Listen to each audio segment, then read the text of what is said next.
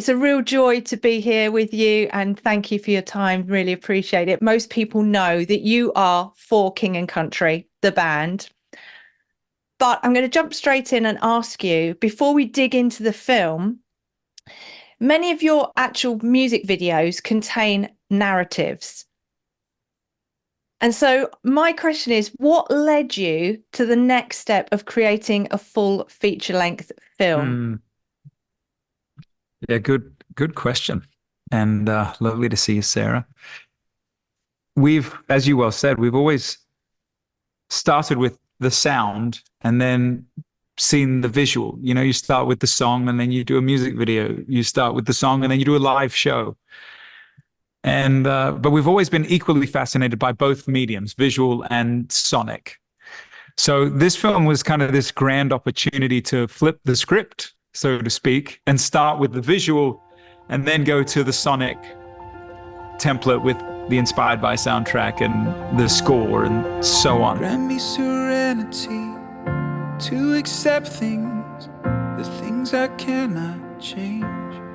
And the film felt very apt because, you know, from the beginning of the band, Luke has told this story about, our parents moving continents and dad losing everything in Australia, and he and mum, packing 16 suitcases and 6 kids and pregnant with our little sister and moving continents only to lose that job and then sort of try and piece their life together, and miracles and community and church and so on. So we've told that story or some semblance of it at every For King Country show. It was kind of a pay it forward child advocacy moment.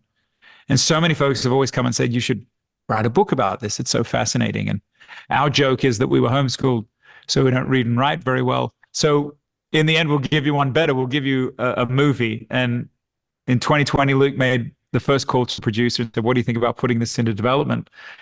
And really from that day to this, we've been kind of off to the races. And the first thought I had, interestingly, Sarah, when we started talking about it was, wouldn't it be really novel if I played our dad in the film? So Luke produced it, and that's what I did. I played our father who art on earth, David Smallbone, in Unsung Hero. I do love the fact that you obviously are keen on the whole narrative storytellers. That's how I kind of have seen you.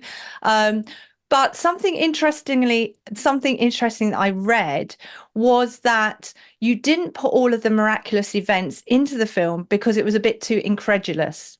And I know that I've watched so many films that normally, from a filmmaker's point of view, people add that bit of creative license to create more interest for the film. And you've kind of seemingly done the opposite. So I wondered if you could tell me a little bit about that. And is there anything, before anybody knows too much about the film or sees it, that has been adapted?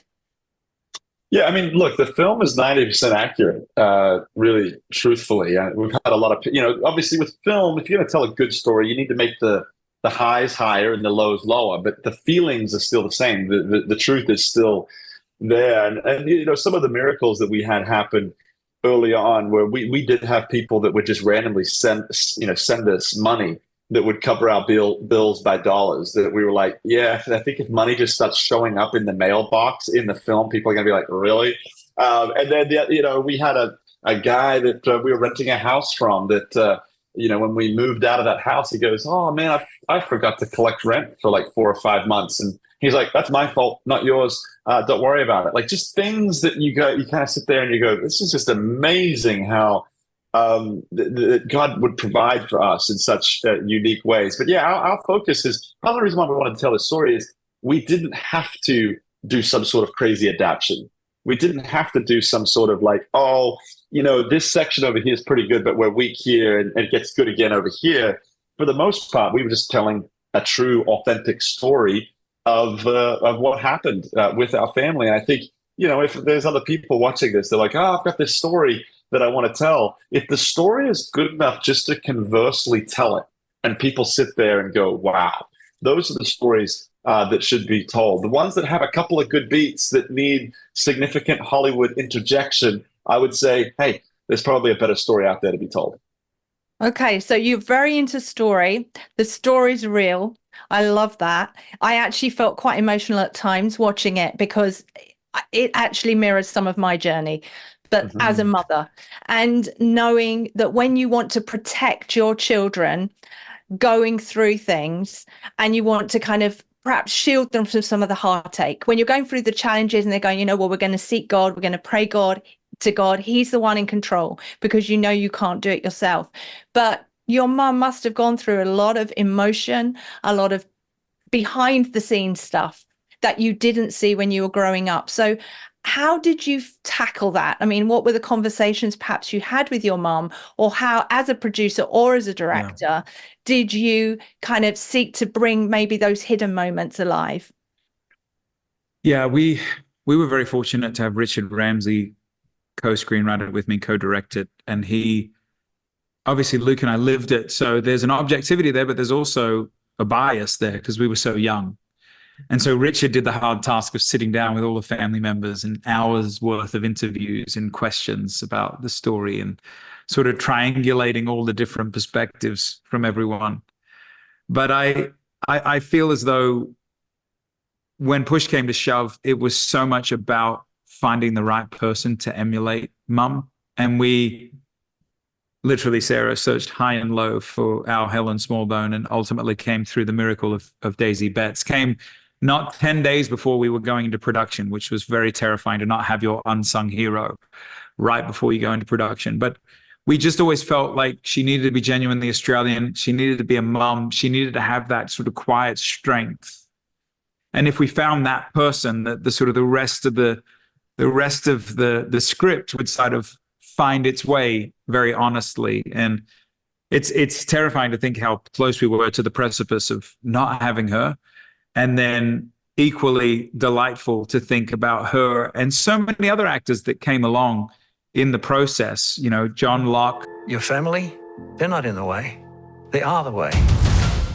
From Lost, or Terry O'Quinn, and Candace Cameron Bure, DJ Tanner from Full House, and Lucas Black from the Fast and Furious franchise. These people, men and women that came around and said, we believe in mums. We believe in this story. We relate to this story. You know, even Lionsgate making it the #2 movie in theaters last week in America. Like these incredible folks coming around saying, we believe in this, because this is so much more a story about mums than it is about our mum. This is so much more a story about the family than it is about our family, and the community versus our community. And that's the greatest compliment is when people say, I see myself in your story. And that's what we've tried to do as musicians. So to be able to do it in a film is sort of doubly special. Well, I think it sounds like it just mirrors the original journey that your mum, well, all of you went through as a family, that God showed up. You had to rely, your faith had to be reliant on him. But I do want to ask each of you, Joel, as a, director, this is your debut direction, but maybe you've done with the narratives with your For King and Country films.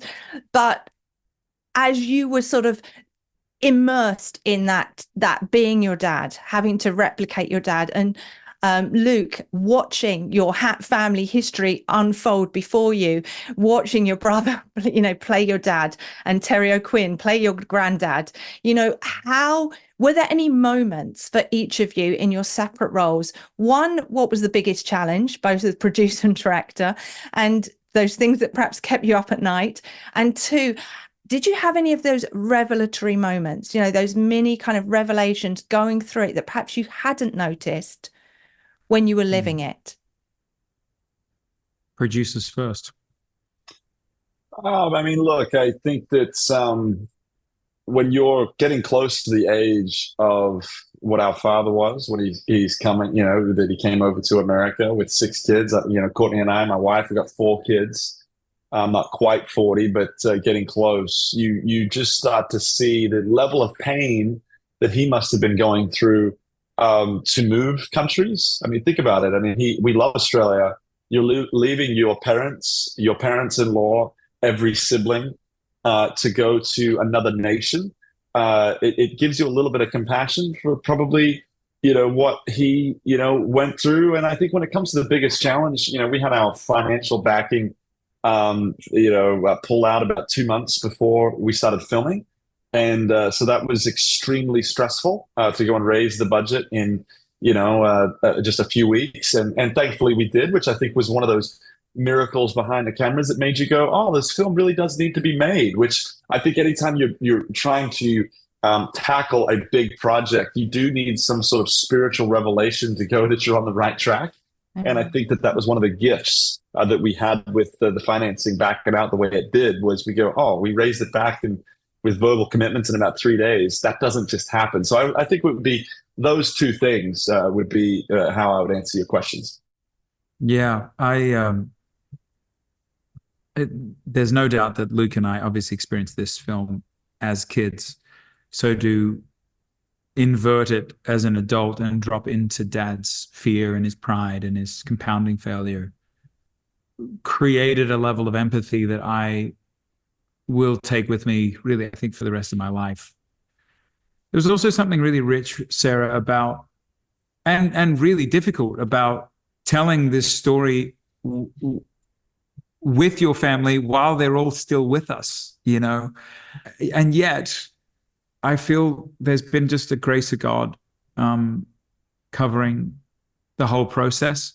Like Luke said, there's been some really terrifying times, not having our Helen Smallbone, not having financing, wondering if it's going to come through, or, if the film's even going to be any good, wondering if I can act or not, all these sorts of things. And yet there's been a kindness and a rightness to it that has sort of led us to the synopsis that this was the right, we make our plans, God orders our steps, that God has been ordering these steps. And we're excited for him to continue to order them and bring the film to your shores on the 14th of June. Okay, stay close. Let's go.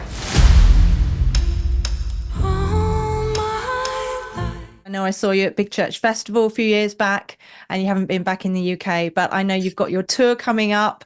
There's so much more I'd love to talk to you about. I know that personally you've gone through, I know Luke specifically with your wife and your son went through some really challenging journeys, but I love the fact that you are turning these challenges into testimonies that are going to bring glory to God. So thank you so much for your time. I really appreciate it. And hope to see you soon. See you in June. We'll do it. Thank you, Sarah. Thanks. God bless.